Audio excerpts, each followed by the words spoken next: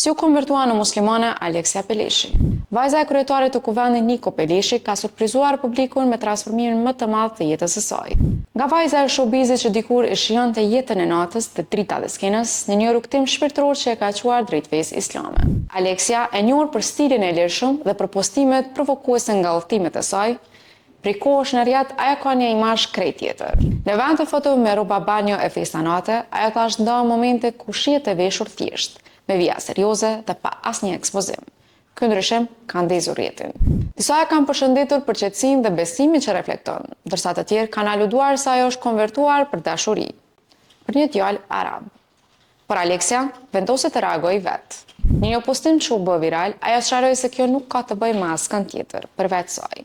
Ajo tregoi se gjithçka ka nisur 5 vite më parë, kur për herë të parë kishte shkuar në xhami për xhuman.